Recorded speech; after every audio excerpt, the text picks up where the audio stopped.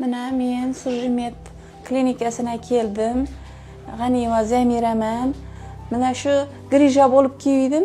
3 kunda o'zimga kelib, endi mana yurib ketdim. Endi uyimga ketaman, xudo xolasa. Shu Surjimetdagi hamma doktorlarga minnatdorchilik bildiraman. Shularning ishlarini rivoj tilayman. Surjimet klinikasına geldim. Grija bilan og'rib. Yerimde ahvolim og'ir edi. Sarvar doktor operatsiya qildi. Hozir yaxshiman. Endi uyga ketib o'tiraman, javob beryotir. 3 kunda. Assalomu alaykum. Mana men oqshom Sarvar doktor Surjimet klinikasida operatsiya qildi. Shu operatsiya 55 SP sohasida grijam bor edi, 26 mm yorilgan edi. Akşam operatsiyadan chiqdim, mana xudo shukr, bugun yurishlarimiz yaxshi, oydin.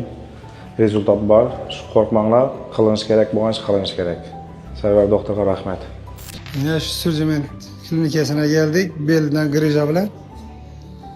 2 gün oldu operatsiyalarımıza yine görüp başladık. Hemmesi yaxşı, ağrıqlar yok. Hemmesi yaxşı, şu uğraşımız Sarvar Bey. Degan uğraşımız operatsiya ettiler, hemmesi yaxşı. Assalomu alaykum, hurmatli foydalanuvchilar. Ana shu akşam beldim grija bo'ldi.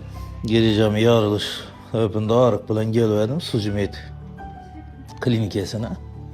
Akşam Sarvar doktor obeddan keyin operatsiya etdi, endoskopiya va aparat bilan. Xudoga shukr, yomonimiz yaxshi, oyoqning og'riqlari neler qoldi, bugun javob beryotir. Akşam obeddan keyin bo'lsam, bugun chiqib qolamiz. Xudo xolasa og'riqlar yo'qoldi-ku. Tavsiya etamiz sizlar ham. Kimda grija neler bo'lsa